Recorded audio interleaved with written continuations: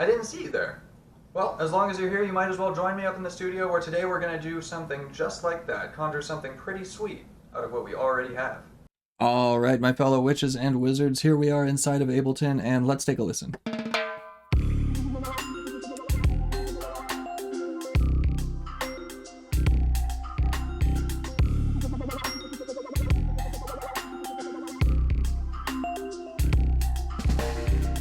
And as I promised you, all of our musical elements are being conjured forth from thin air, as if by magic. And they kind of are. These are all being derived from elements of our drum group in one way or another.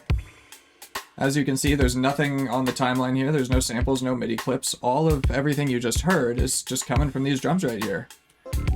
So I'm going to show you how to do it, and we're just going to talk about the methodology. I will let you know that this is the second time I'm recording this. First time I recorded through it and built this, I afterwards realized OBS was not capturing Ableton at all. I would travel back in time and fix that for you, but temporal magic is a little finicky and outside my specialty. I am told that I will have caused quite a bit of problems later on in the future by messing around with it. So for now, the best I can do is just talk you through the layers. If you wanted to do something like this, basically the idea is you're going to grab yourself a cauldron like this one and cast into it several resonators, Corpus, Spectral Resonator, things that will draw one thing out into a longer tone that we can then affect. And then we would enchant that mixture with some tomes of sequencing from my Conjurer's channel over here. Each of these are talking to those various resonators, moving their pitches around, doing things to them.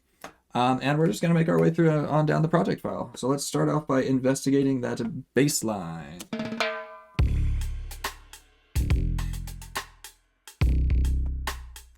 Got a compressor.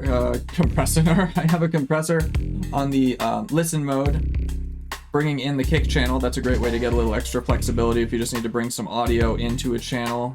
And sending that through Corpus on the pipe mode. And then that Corpus is getting MIDI from my bassline SQ sequencer over here, which you can see is just changing the pitch every time it gets to a section that I would like it to. But what we've essentially done here is decoupled our quote-unquote note-on information from the pitch information, so I can change the pitch of that note at any time throughout it. Check this out. That sounds pretty unnatural and I don't like it, but I hope it's demonstrated what we've done by taking these two things apart and being able to interact with them in some interesting ways. On that layer, I've just got a couple macros. You can change the length of the hit, so we could get some variation that way. You can change the characteristic of the opening of that pipe. This one sounds a little more like a bass guitar. But I was kind of liking this grit over here. And then I do have an LFO kind of randomly wandering around the radius, how wide the pipe is, just to give us a little unpredictability in life there. I do have a roar and an EQ, just some light shaping, and I am driving the mids a little more than the lows there. But boom, bass from a kick. Also interestingly, because it's coming from here, we can get extra kick hits by adding more of these. We could also gate that kick on another, like a sub-rack channel, so that only certain velocities of kick make it through to the resonator. So there's a couple different ways we can interact with that. But onto our next layer, let's look at what I've called perk. Kind of sounds like a wandering jaw harp kind of thing. That's listening to the percussion elements of the drum groove. And I think it's listening to the same MIDI as the bass line. Yeah, the same bass line sequencer MIDI is controlling this. But one other interesting thing you can do is once you've set this up, you can change which, you can change this.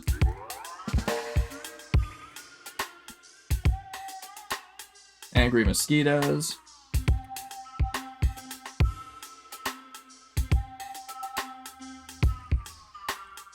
And you can get a different musical effect that way. I'm going to drop it back to the bass line.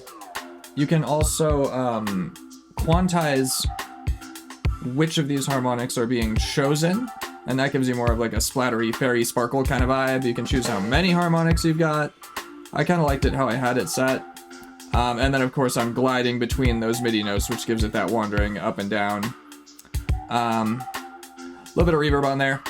Check out the settings if you want. Next up, one of my favorites is this ARP, which is listening to the snare. I am saturating that rim shot a little bit going into the Corpus, and then using this marimba setting, so we're getting ourselves a nice long note coming off those snares, which is then pretty quickly being moved up and down by my ARP sequencer. And you can see it's just going up and down in triplets, 6 steps, except for down here. You can see I'm bumping the octave up 1 octave every couple hits, but that's looping on 7 steps as opposed to the 6 up here. And so which step gets bumped up an octave is going to be different every pass, which I think is just interesting. Also have a macro here that you can randomize the notes coming out of the sequencer a little bit, which is fun. And then of course, I really like this hit knob right here, which pretty quickly gives you a different feel out of that Corpus. I think that's all for here. Moving on down to our last layer, the swell pad is coming from the crash. Every time a crash hits, we get a very long note on this string mode, and then that string is going through a resonator set to give us a chord. Then that is, I've got this shaper sweeping this bandpass up, and when this LFO comes up, the LFO amount comes up here, giving it some wibble on the frequency of that bandpass, which I just think gives it a little more life as well. So there's our layers.